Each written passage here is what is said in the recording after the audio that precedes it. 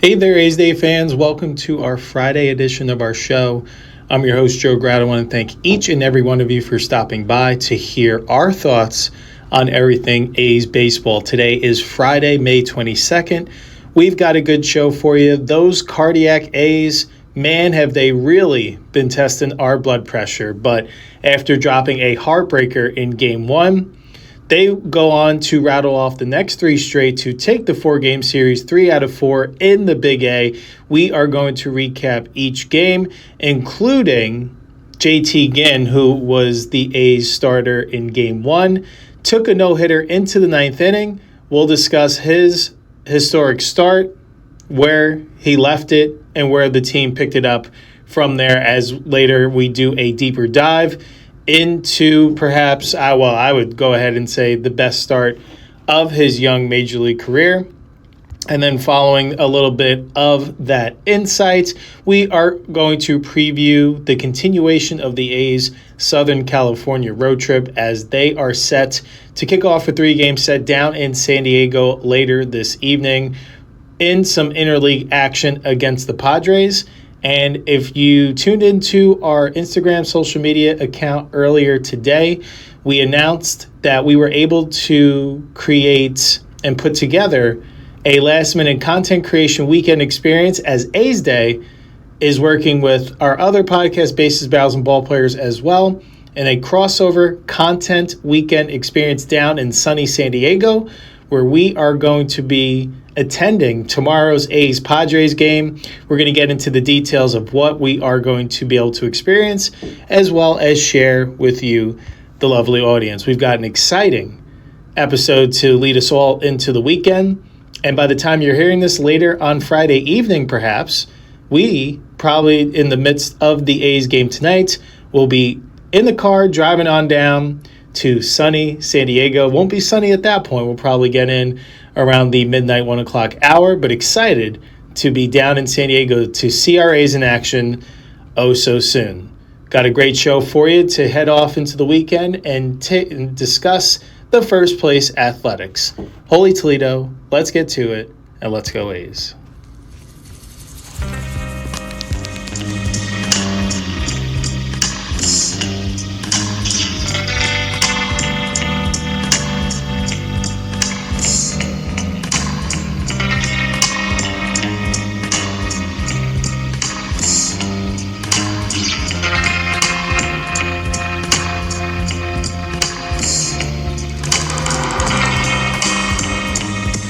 All right there, A's Day fans, thank you again so much for tuning in to our Friday show, or whenever you're listening to this edition of A's Day. We appreciate all of your support.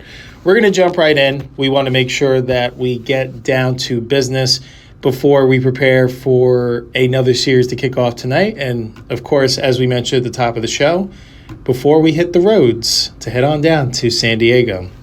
But before we get to that, let's recap what went down throughout this week in a very entertaining 4-game series down in Anaheim, which kicked off this past Monday night.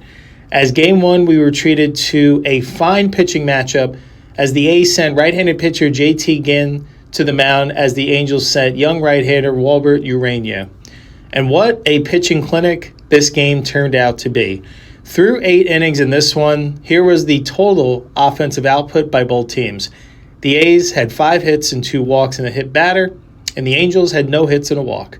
Urania in this one went 6 innings, allowed 4 hits, no runs, 2 walks, and 4 strikeouts. However, the story of the night in this game belonged to Mr. JT Ginn, at least until the 9th inning. He's got a no-hitter going until the 9th. In the top half of the 9th inning, we go. After Geloff singled and then stole second base with 1 out, pinch hitter Lawrence Butler delivered an RBI single to bring home the game's first run. It's now 1-0 A's. Ginn has been sweating it out all night, still putting up zeros both in the run and the hit column, and finally, his teammates came through and broke through for a run of support. Now he can go back out there in the bottom of the 9th with an attempt at history with a lead on his side. To the bottom of the half we go. Ginn trying to make history. First batter he faced, left-handed hitter Adam Frazier, breaks up the no-hitter with the line drive single to center. Ginn is now sitting at a season-high 102 pitches, manager Mark Kotsay opts to leave him in. This is his game to finish. Unfortunately, the decision of faith would not prove fruitful. On a 2-0 count, shortstop Zach Neto deposits a 413-foot, 2-run walk-off home run to center field. The agony and despair of defeat are real. Ball game over. Angels take this game 1 Monday night 2-1. So the story of the night, like we mentioned, is JT Ginn. Technically it was a complete game. 8 innings, 2 hits, allowed 2 runs, 1 walk, 10 strikeouts. So congrats to Ginn. The 10 strikeouts in this single game performance are the most of his young career. He was working with so much conviction tonight. Everything was working. He was working to all quadrants of the zone and really showed everyone on display why the organization is and should continue to be excited about Ginn being a long-term solution in the A's starting rotation. This was by far the best start of his career, and you couldn't even believe it, Lawyer. You kind of started realizing around the 6th inning what Ginn was, the type of performance that he was truly putting. But then when he gets through that 8th inning, it really started having you key in just a little bit more. And unfortunately, not only did he lose the no-hitter in the 9th, but he also lost the game all in the matter of 3 to 4 pitches. And we'll dive in a little bit here into that. He finished with a season high of 105 pitches. Prior to that, I think he had thrown 94 pitches in the start. Absolute night of his life, and ends in heartbreaking fashion. That's baseball. I will mention one thing, and knowing how this series ended up, I think it's a lot easier to stomach it now as compared to if the A's went on to either split or lose the series. But I kind of find myself caught in the middle here of the decision that should have been made here. But the eye optics, taking all emotion out of it, would say that after Ginn allowed Frazier to lead off that inning with a single, should have had the bullpen rearing, ready to go, and to have someone follow suit. You could tell that Ginn was at the end of his line.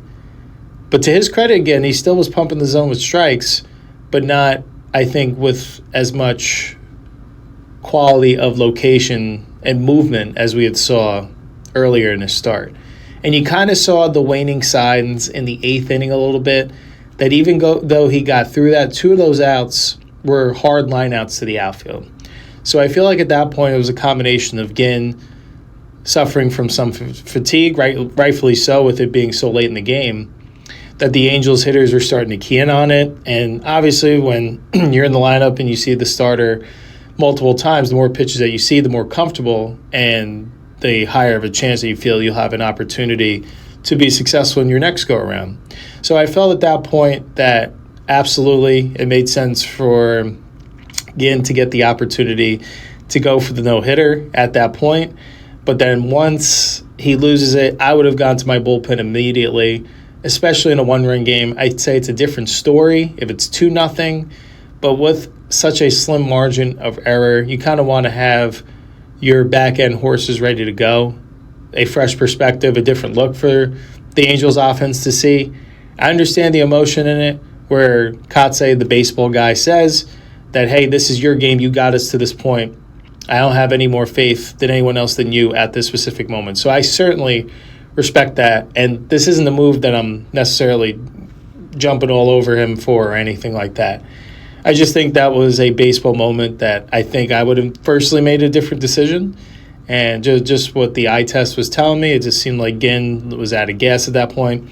But to his credit, like I said, he still filled the zone. And even that pitch that ended the game where Zach Neto hit the 2-run home run, it was a sinker at the knees. He just happened to go down and get it at that right optimal point. So sometimes you do have to tip the cap.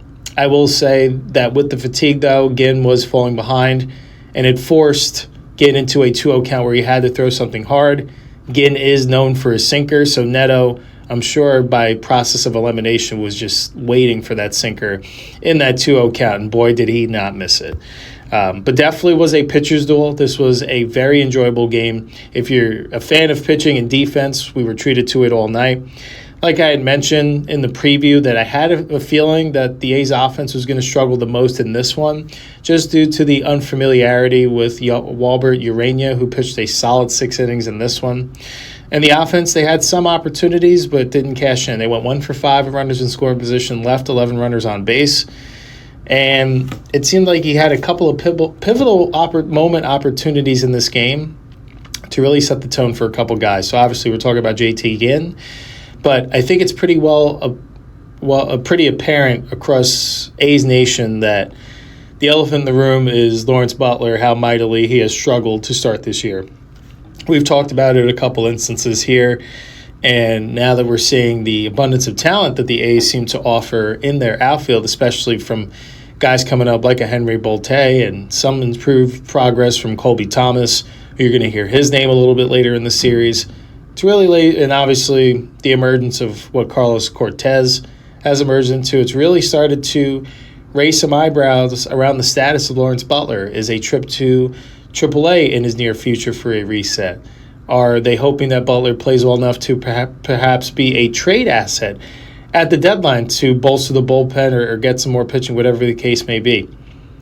At least for this night, he put those questions to rest, as Lawrence Butler, it kind of was one of those moments where he comes in, he pinch hits, he delivers the RBI single for the lone offense in terms of run production in this one.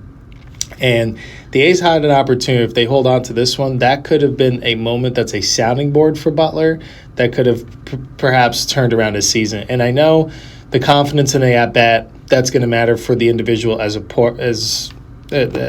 the utmost. However, sometimes when you're able to combine the outcome as well, tying it to a winning performance, that sometimes that extra confidence boost, I feel like, really helps propel a player. So missed opportunity there in my opinion, but really good to see Butler, even in a different role that he's accustomed to in that situation. He comes through and did his part to help support Ginn's journey toward potentially chasing that no-hitter. So an amazing start by Ginn, probably the start of his life, but looking forward to seeing him follow that up with another strong performance this weekend.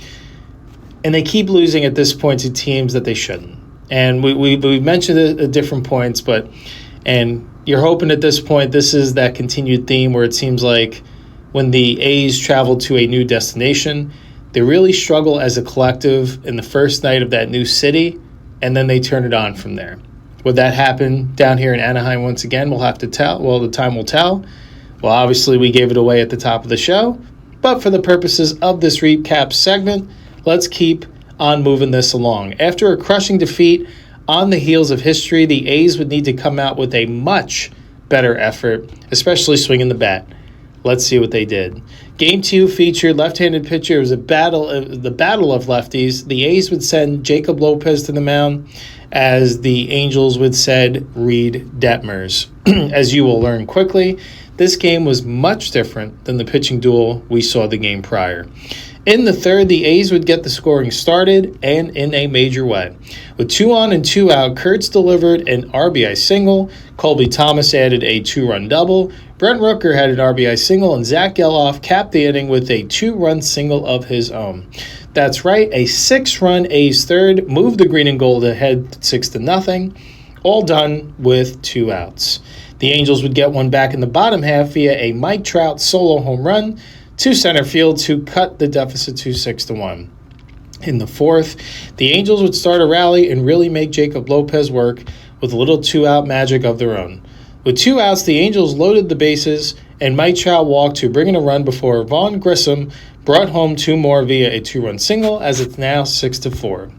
That would end Lopez's night, as he couldn't get out of the fourth. Justin Sterner would come on to get the final out of the fourth and keep things right at 6-4. In the sixth, the A's would get a couple of those back, as Nick Kurtz laces a 2-run single to center to grow the lead to 8-4. In the seventh, Zach Geloff popped a solo home run, his 6th of the year, to grow the A's lead to 9-4. And then in the eighth, the A's would fully put this game to bed. How about the big game from Kurtz as he drives home 2 more as part of his 3-hit, 5 RBI night before Brent Rooker clobbered a 2-run home run to left center, his 7th on the year, to cap a 4-run 8th and grow their lead to 13-4. Angels would add 2 in the bottom half, and the A's would get 1 more in the ninth to bring this offensive affair to a close. For the A's, it went Lopez to Sterner to Perkins to Barlow to Harris to Kunal. Ball game over. A's answer back and win game 2, 14-6.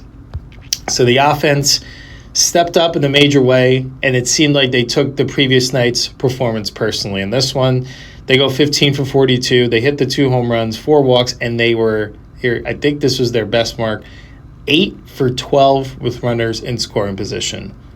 That's how you get it done. That's how you put pressure on your opposition. In that 6-run inning in the third, it felt absolutely relentless and positively contagious up and down that A's lineup. They kept passing the baton to the next guy, and the guy behind that guy kept delivering him, keeping that merry-go-round going, and really coupling that damage into a back-breaking 6-run inning. And I understand that it was early in the game, but at that point, it really felt like the A's had control of this one. And even that the Angels got as close as 6-4 to have a pretty immediate response. You know, Kurt's having the big game. He gets the 3 hits in this game, the 5 RBIs. They keep adding on. They keep tacking on each inning. They get a couple of power contributions in Geloff and Rooker later on in the game to really put the cherry on top in this game and really make it look like a laugher by game's end. But this is what they needed. Aside from the negative part of this one, Jacob Lopez, another tough outing. He needs to get deeper in the games. The command is still erratic. He's 12 out of 21 with first pitch strikes. He was improving in that area. That's something for him that I'm really keeping an eye on. And that's something that, again, I know we keep harping on this, that his command was in a much better place last year than this year. I wonder what has changed. I feel like it's potentially something mechanically that he hasn't been able to overcome.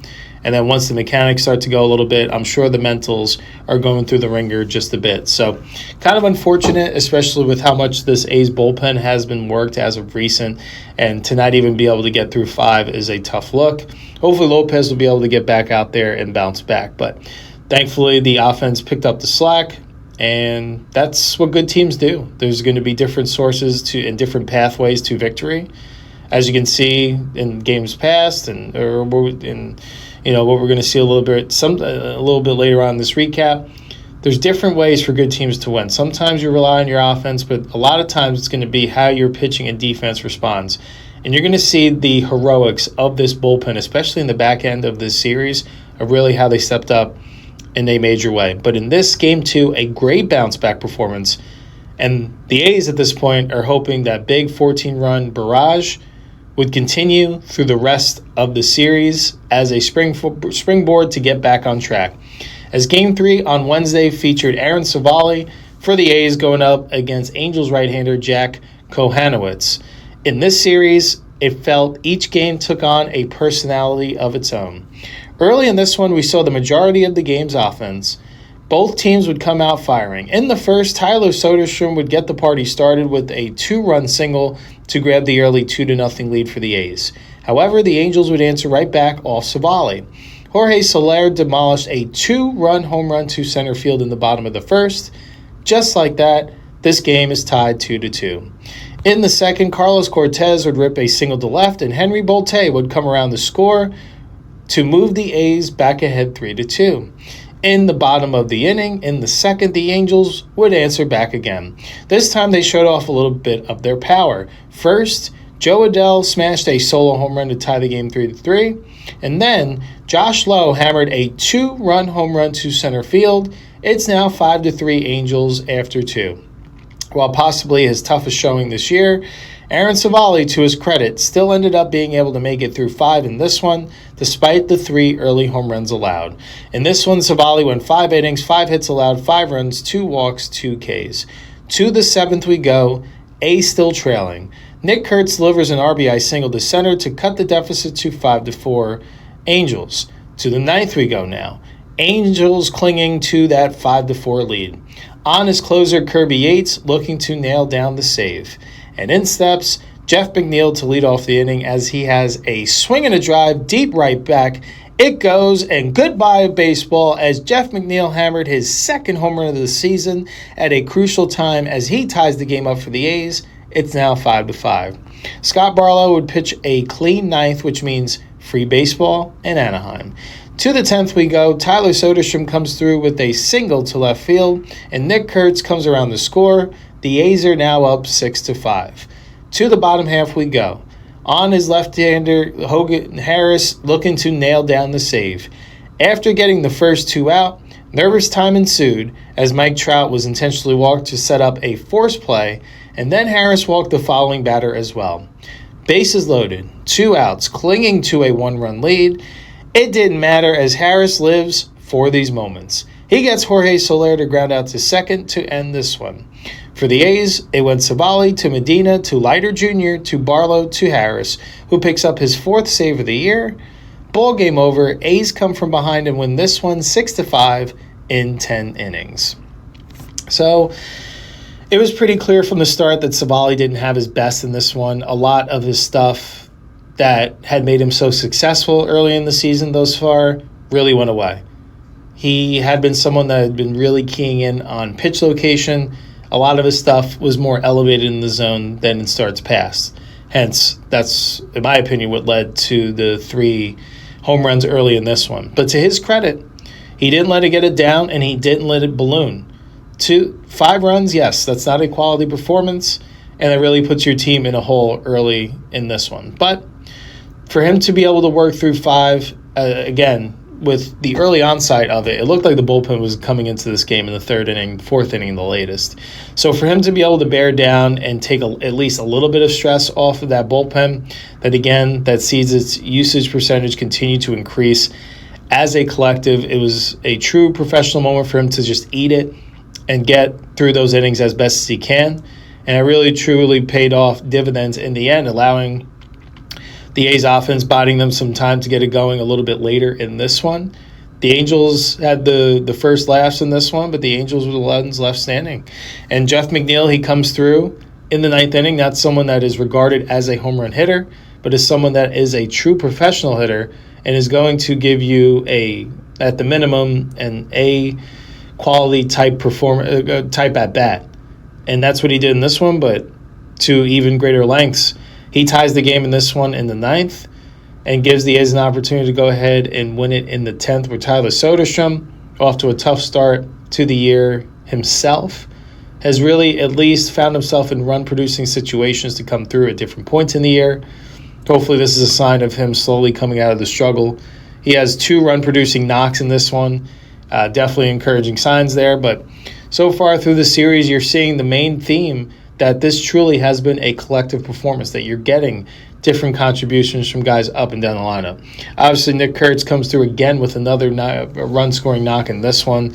He has his fingerprints all over the series and is a big reason why this team now is in a position heading into Game 4, which took place yesterday, with an opportunity to win the series, and at worst split it as compared to how dire things looked after Monday night's heartbreak. They do okay offensively too. In this one, they go 5 for 13 in runners in scoring position. Definitely seeing them cash in on more of their opportunities than they had early in the year. So a lot of encouraging signs. And when your back is against the wall and you have to come from behind in a game, that really shows the true character of a lot of teams. And the fact that the A's were able to fight back in this one and get the job done, setting themselves for an opportunity to win a 4-game series, something that is not easy to do in general against another professional team, but especially to do that on the road. I don't care who you're playing, that's an accomplishment in itself. Great team comeback and collective victory. Great job staying focused and staying the course, as now after back-to-back wins, the A's have set themselves with an opportunity to win this 4-game set. As yesterday we were treated to a very fine pitching matchup.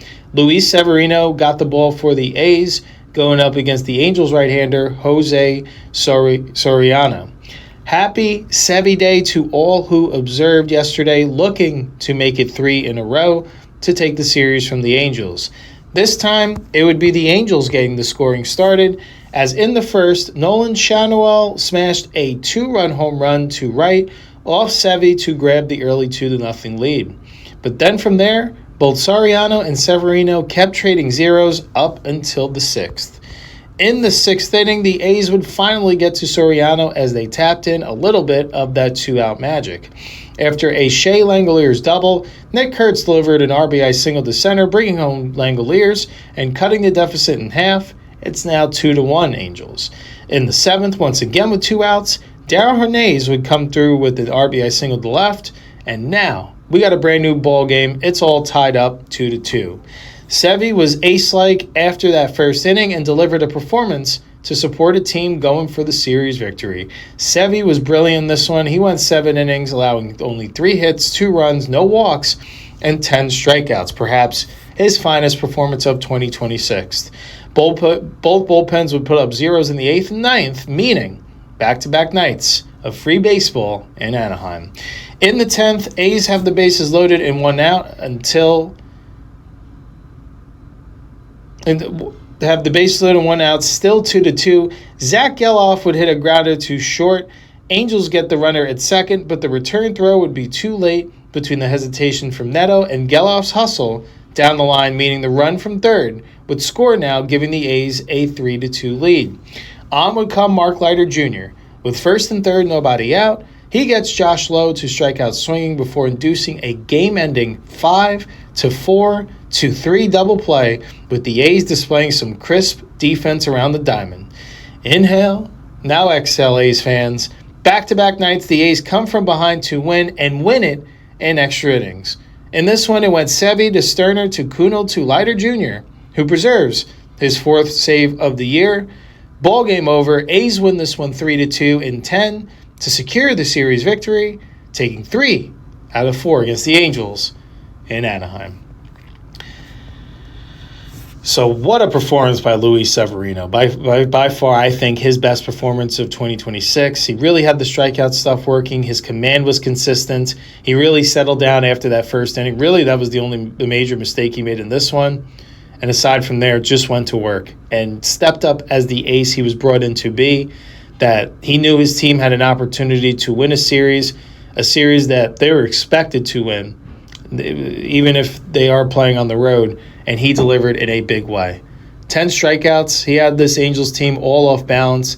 All of his stuff was crisp, and we're seeing that consistent theme that Severino looks like a much better pitcher away from West Sacramento than vice versa. Hopefully he's able to find some sort of a balance where he can start having some of these more improved performances at home, because it's really important to be able to protect home mound. And I feel like a lot, typically, of the successes usually build off of your performance at home, but it seems like Severino continues to have that opposite result as the ace of the staff. But nevertheless, he was brilliant in this one, and the offense did enough late to be able to cash in. But again, not a brilliant performance. They only had 6 hits in this one. They went 2 for 11 runners in scoring position, but they got the timely hitting when they needed it. And it speaks to the attitude of this team that they really don't quit till the 3rd out of each inning or the 27th out or however many outs it takes, if we're playing extra innings. But a lot of the damage they did in this series was the 2 outs. And when things were going really well for this team last year, we saw a lot of that 2-out magic. Those runs that you cash in with 2 outs, even if it's 1 run, can really be backbreaking on your opposition. Because from the opponent side of you, you think you have them in the corner, you got 2 outs, just get your ender and let your offense go back to work. Now when this other team fights back and shows a little bit of that spunk and puts a little bit of that pressure, that now it just perhaps may sink in just enough of that hint of doubt to throw that team off the scent and open the door from a comeback. And that's what we saw from the A's, that scratched and clawed and did everything they could to win this series. So they take 3 out of 4. They remain atop the American League West by a game.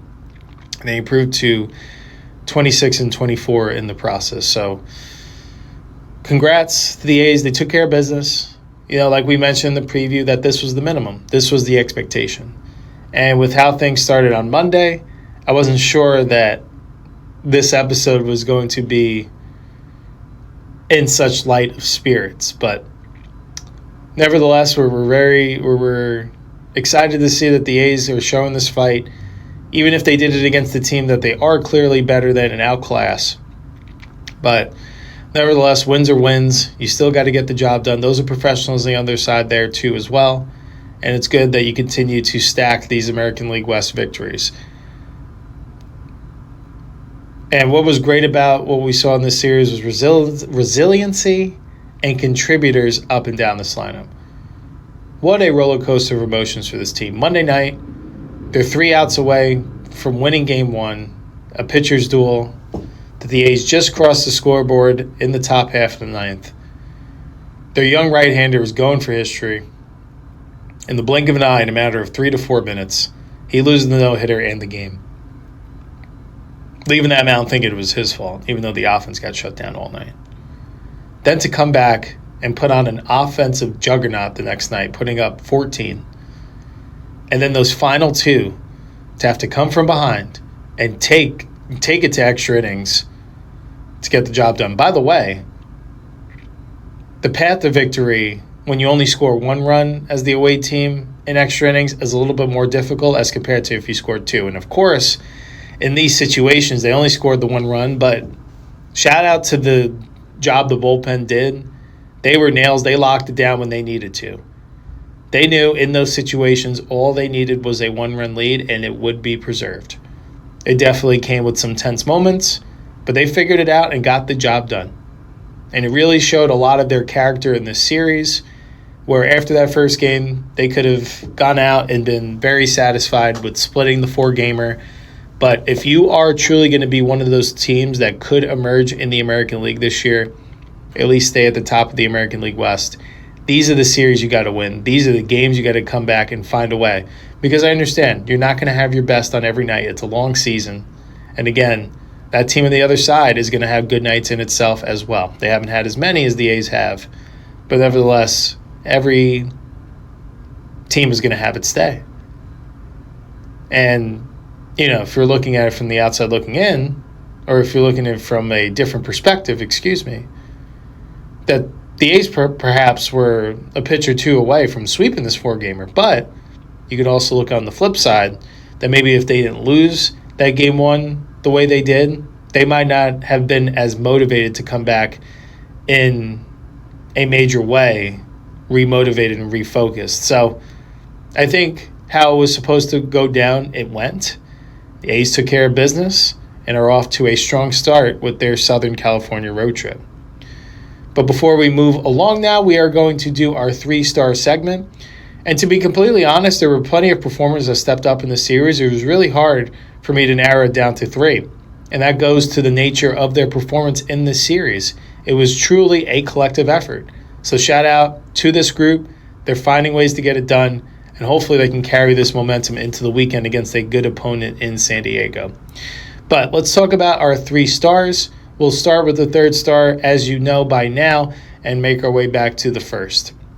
So for our 3rd star, we're giving it to right-handed pitcher JT Ginn. Despite him getting the loss in such a tough manner, we felt he was justified in being recognized for his personal winning performance, even if he was left out there at game's end on the wrong side of it. Again, he went 8 innings in Game 1, allowed 2 hits, 2 runs, 1 walk, 10 Ks. The 10 Ks were a career high in a single game at the major league level. And he carried a no-hitter into the 9th inning before, in a matter of 3 to 4 pitches, not only does he lose the no-hitter, he loses the game in its entirety in a game that he entered the 9th up 1-0. But such an electric performance from Ginn. He truly earned being one of the 3-star performers from this series. Our 2nd star, we're staying in the rotation. We're giving it to yesterday's winning pitcher. Well, he was in terms of record. He actually ended up getting the no decision. But Luis Severino, he pitched like the ace that we all have been waiting for and expected. One of his best starts in his A's career. I feel this is the best start of his season thus far. He went 7 innings, 3 hits, 2 runs, no walks, 10 Ks, as the A's would go on to win this one 3-2 in 10. And then our 1st star performer is someone that we felt had an impact at different moments throughout this series, at least significantly in 3 out of the 4. We are giving our first A's star performer to first baseman, the Big Amish, Nick Kurtz. In this series, he went 5 for 11, 7 RBIs and a double, and drew 4 walks. He drove in a run or more in 3 out of the 4 games. His fingerprints were all over this series and was a consistent offensive driving force to help be a foundation and a reason why the A's won this 4-game series. So a collective team effort in the series victory. Hats off to the fellas, and looking forward to seeing how they carry it down into San Diego. But before we get to our series preview, we want to dive a little bit deeper into JT Ginn's start, just because of how historic in nature it was, both in franchise and Major League history. It was really out of nowhere, to be completely honest. And that's typically how these go. We know Ginn's had a very fine start to the 2026 season, but to have a no-hit bid last this long, I feel like it's randomized for most starters that are in that position. But on 8:57 this past Monday, JT Ginn began the 9th inning at Angel Stadium, 3 outs away from etching his name in athletics lore forever. At 9:01 p.m., he dejectedly walked off the mound, watching Zach Neto round the bases in elation while the ballpark lights flickered. 4 minutes. That's all it took to turn a dream into a nightmare for Ginn. After dominating the Angels for 8 hitless innings, the right-hander lost his bid for the 14th no-hitter in franchise history on a leadoff single by Adam Frazier. 3 pitches later, Neto hammered a soul-crushing 2-run walk-off homer to center field in that 2-1 Game 1 loss. Ginn joins Rich Hill as only the second pitcher in the last 40 seasons to throw a complete game walk-off loss after allowing 0 hits over the first 8 innings. Rich Hill was perfect through 8 innings and had a no-hitter going through 9 before allowing a home run to begin the bottom of the 10th on August 23rd, 2017. Ginn was having the performance of his life through 8 innings.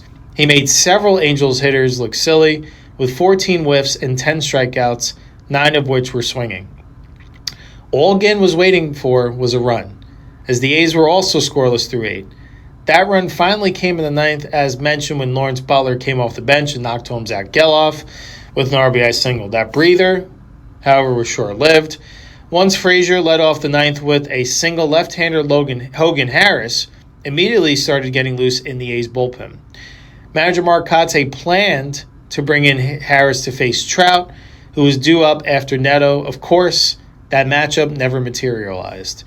While the rest of Angels Stadium went berserk, you could hear a pin drop in the A's dugout.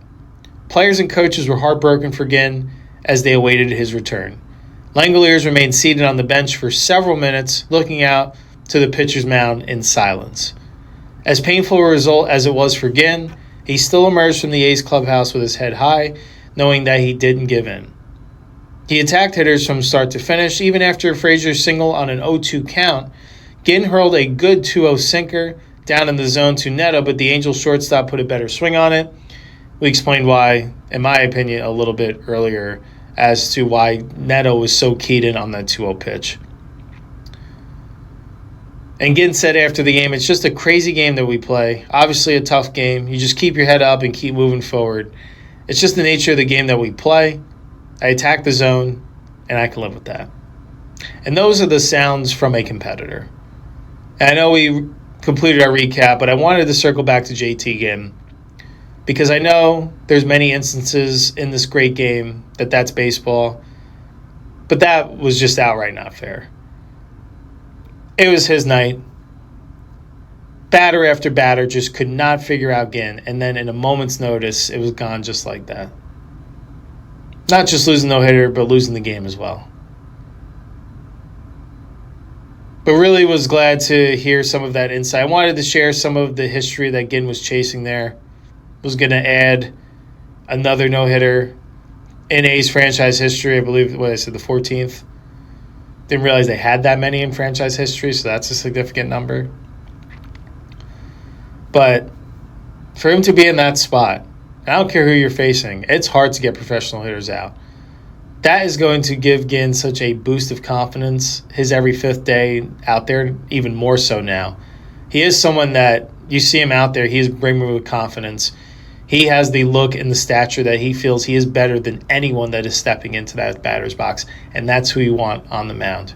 Ginn is someone, he's a competitor, he's a fighter, and even his responses here that he attacked the zone and he said basically, hey, here's my best. See if you can hit it. Neto hit it a little bit too far. But at the end of the day, as a competitor, he challenged. He didn't give in. Can't ask for much more than that. The future is bright around JT Ginn. And want to just harp on, if you weren't aware, how close to history in Ginn's no-hit bid he truly was. So shout out to him. That was a heck of a performance. And looking forward to seeing him toe the rubber on Saturday against the Padres. And speaking of, let's get to talking about those Padres. As for the back half of our show today, we are going to preview their next opponent as the Southern California road trip continues on south, as the A's now head to sunny San Diego for an interleague 3-game set to take on the Padres. On the year thus far, the Padres are 29-20, good for second place in the National League West, currently a game behind the Los Angeles Dodgers, and they are led by manager Craig Stammen, who is in the helm for his first season. Here is how they rank offensively. So as a team, the Padres are hitting .221 for an average, which is the worst mark in baseball. They've hit 49 home runs, which is 18th. They've scored 200 runs, which is 25th. They've walked 155 times, which is 22nd. They've struck out 414 times, which is 15th. They've hit to a .658 OPS, which is the second worst mark in baseball, only ahead of the Mets. And on the mound, they've pitched it to a .393 team ERA, which is 13th. They've struck out 426 batters, which is 13th. They've walked 166, which is 12th. And they've pitched to a .125 whip, which is 11th. And defensively, they've been the best in baseball. They fielded it at a .991 percentage, which is the best mark, as along with their 16 errors, which is the least amount committed in baseball. Let's take a look at the Padres offensively and what their lineup projects to be based on past games. So in right field, they will be led off by Fernando Tatis Jr., batting second, the designated hitter, old friend Miguel Andujar. Batting third, the first baseman, Gavin Sheets. Batting fourth, the third baseman, Manny Machado. Batting fifth, the shortstop, Xander Bogaerts. Batting sixth, in center field, Jackson Merrill. Batting seventh, the right fielder, Nick Castellanos. Batting eighth, the left fielder, Ramon Laureano. And batting ninth behind the dish, Freddie Fermin. And here are three guys that you may see in the series as well. They're on their bench. First baseman, Ty France. Their backup catcher, Rodolfo Duran. And their utility infield man, Sung-Moon Song. Let's take a look at the starting pitching matchups as well as the game times for this weekend series. So as mentioned at the top of the show, they are kicking off their series later tonight. It will be a 6:40 p.m. Pacific time first pitch, as Jeffrey Springs will be getting the ball for the A's, going up against right-handed pitcher Walker Buehler. Tomorrow night, also a 6:40 p.m.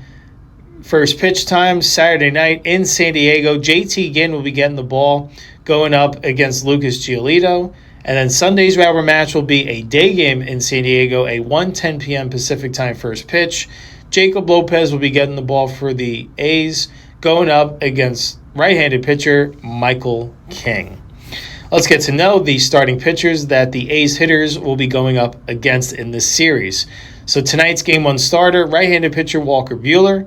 On the year thus far, he's made 9 starts, pitching to a 3-2 record with a 5.01 ERA. In 41 1/3 innings pitched, he's walked 14 batters, struck out 37, and has pitched to a 1.35 whip. In his last start at Seattle, he got the win, went 5 innings, allowed 5 hits, 2 runs, 1 walk, and 6 strikeouts. On the year so far, his fastball has averaged 93.9 miles an hour, and he works with a 7-pitch mix. His cutter, fastball, sinker, knuckle curve, slider, changeup, and sweeper.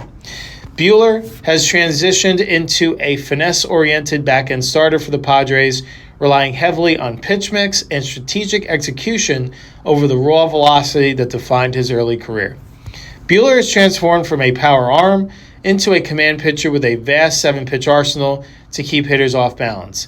He has utilized the cutter the most thus far this year at 24% usage rate. Now is his primary offering, sitting at 90 miles an hour and acting as his bridge pit to navigate both right-handed and left-handed hitters. His four-seam fastball is his second most utilized pitch at 19%, averages around that 93.9 mile an hour mark, which is a significant drop from his pre-surgery peak of 98 plus miles an hour. It flashes decent high zone life, but gets punished if left over the heart of the plate. His sinker sits also at 93.9 miles an hour and helps generate his solid 44.1% ground ball rate. His curveball is a classic 12 to 6 breaking ball, used effectively to steal early counts and change eye levels.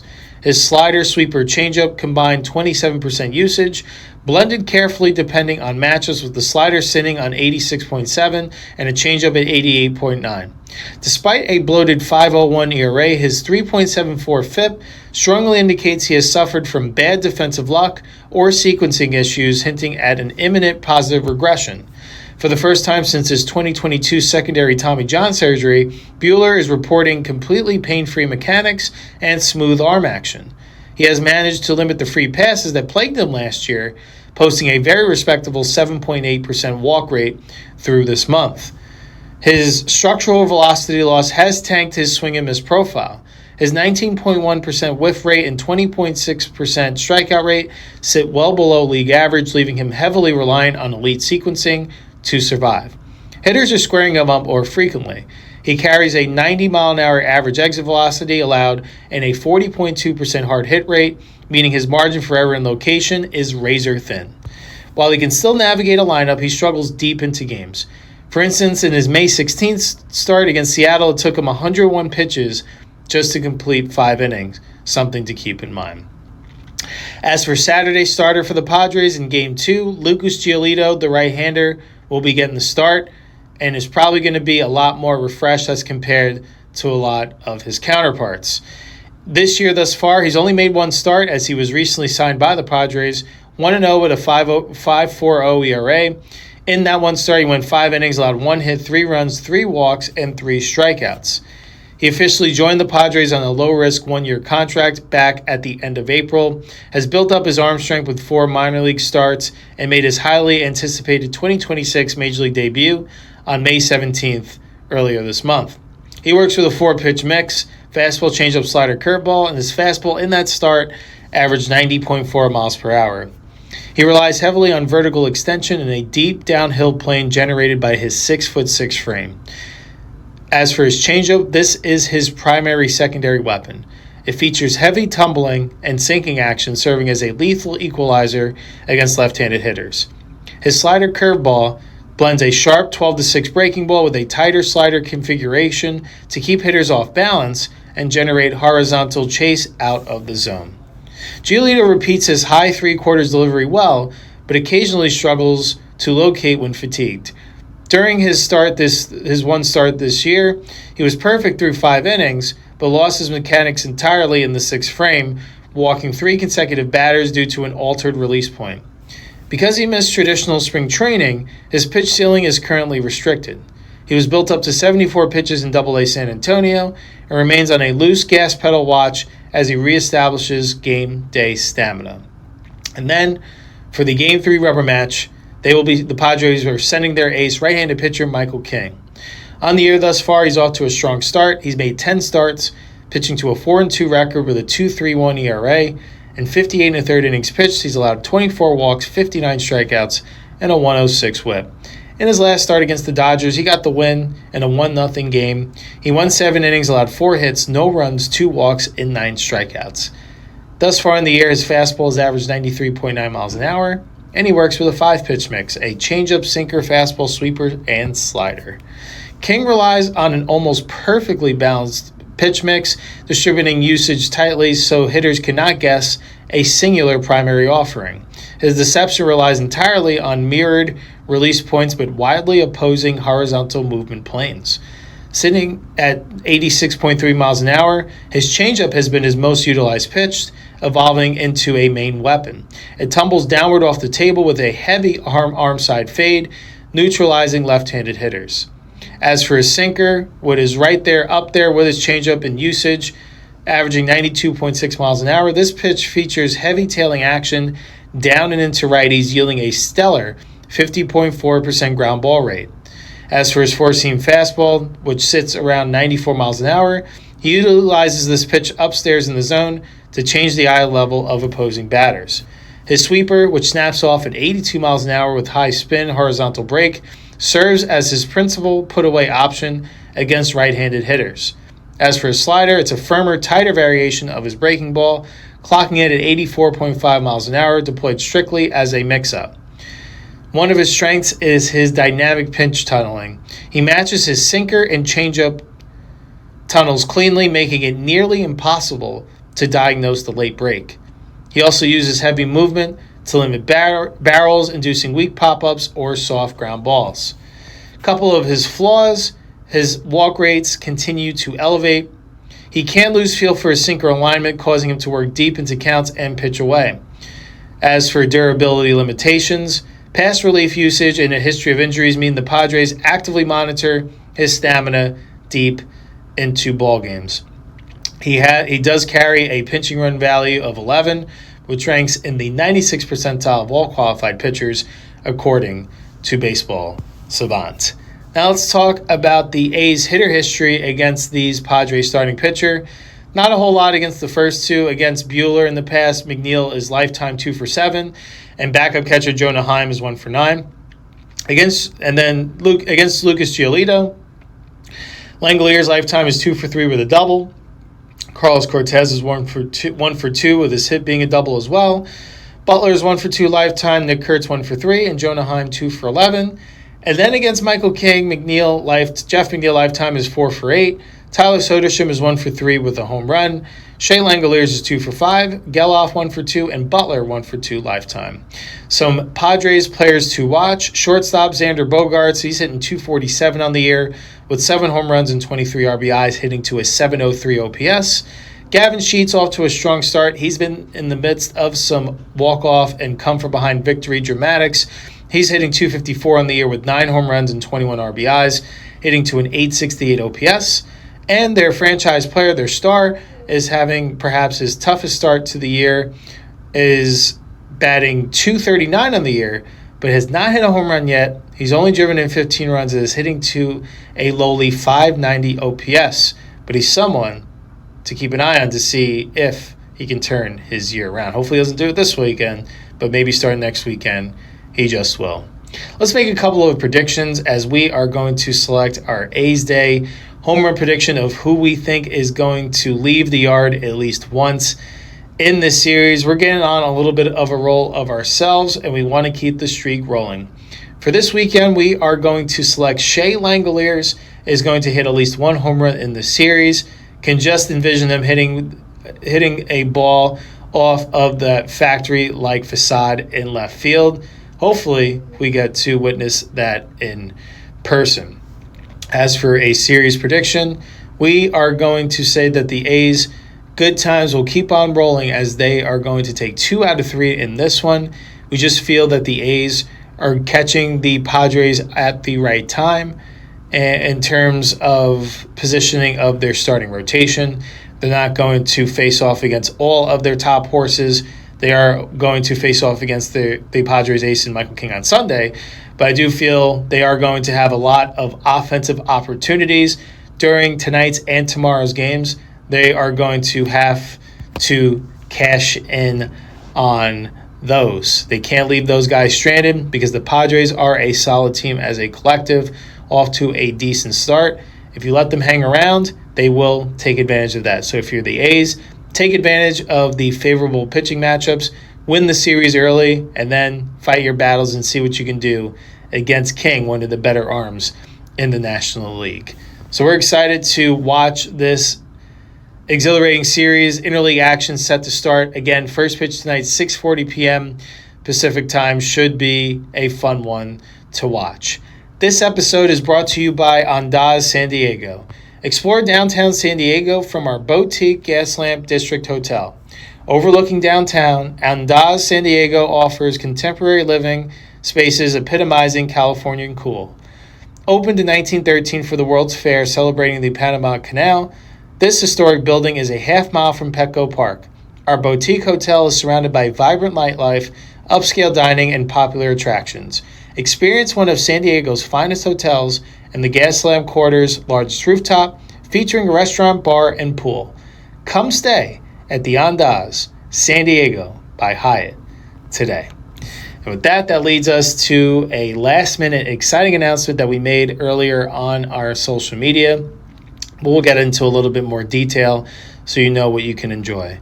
So starting tonight, all the way through Monday, we are fortunate to be heading down to sunny San Diego to take in the A's-Padres game tomorrow night at Petco Park. How this all came to fruition, we were thankfully accommodated by the Andaz San Diego by Hyatt, which is why we are doing the ad read for them, because we appreciate their support so much and didn't think this would be able to come to fruition. This was agreed upon this week. They were able to work so actively to be able to host our stay for this weekend. We're going to get in rather late tonight, sleep in a little bit, and experience and immerse ourselves into the San Diego culture tomorrow all the way through Monday. So we are going to have our hosted stay right in the heart of all the San Diego action, so we can't wait to experience that. And we were fortunate to be able to work with the San Diego Padres. Shout out Tiffany from the Padres. If you are listening to this, thank you so much for allowing us the opportunity to receive batting practice access. We're starting at 4 o'clock at the starting batting practice. We're going to be on the field behind home plate as both the Padres and A's are taking BP. We're hoping to be able to get some player content, asking them some questions for you, the lovely audience, and we're perhaps going to secure some autographed memorabilia for some future giveaways as well. So you will have to stay tuned for all of that. But be sure to tune into our social media platforms all weekend on Instagram at A's Day Baseball Podcast, on X, formerly known as Twitter, at A's Day Baseball, and check out our YouTube channel for our San Diego content to come, including hotspots all around town, but also A's content as well, player interviews, and then we are going to be working on our Bases, Barrels, and Ball Players podcast as well. So if you are a baseball fan, check us out on that platform as well for more of the Padres side of things. We'll put our A's content there too. But if you are someone that just wants to immerse yourselves in all the baseball action, we are going to be creating content for both podcasts. So it's exciting to be able to have this crossover content experience come to fruition. We're also going to be checking out the San Diego Zoo, perhaps walking around Balboa Park, and checking out lovely Coronado Beach, as along with some cuisine around town and the nightlife. We are going to display what the wonders of a weekend in San Diego can truly lead you to and how enjoyable it can truly be. So we can't wait to see JT take the mound on Saturday. We're hoping to bring another A's win with us in attendance. We have a very good record, looking to keep those good times moving along. For A's fans that are heading on down to San Diego, and if you are heading to tomorrow's game, would love to see you at Petco Park and get to cheer on the green and gold and talk about just where this team is at and all of that good athletics chatter. And would love to see if we run into any current A's Day supporters, and if not, hopefully we are able to meet some future ones. And with that brings us to the conclusion of another edition of A's Day. Appreciate you all stopping in on this fine Friday as we prepare to head on down to hit the highway south all the way down to sunny San Diego. If you didn't hear, we haven't been able to stop talking about at the beginning and at the end here. We, once again, will be headed on down to San Diego through the weekend, capturing some content during the A's Padres series. Very excited to be able to dive into that. We will be back behind the mic for Tuesday's show. We will be back from San Diego on Monday. Will allow us the rest of that day to prepare for Tuesday's show. We are going to recap what goes down over this weekend in San Diego, as well as a preview for the return to AL West action, as we will preview their next opponent after the Padres, the Seattle Mariners, as the A's will be coming off an off day at that point. starting a homestand against the Mariners, followed by the Yankees after that. But for Tuesday's show, we're going to preview the Seattle Mariners series, just like we previewed the Padres today. Very excited to hit the road, very excited to really immerse ourselves in the San Diego culture and have an opportunity to see our A's in person. That's all I have for you today. Once again, I'm your host, Joe Grado. Hope you all have a nice, relaxing Memorial Day weekend.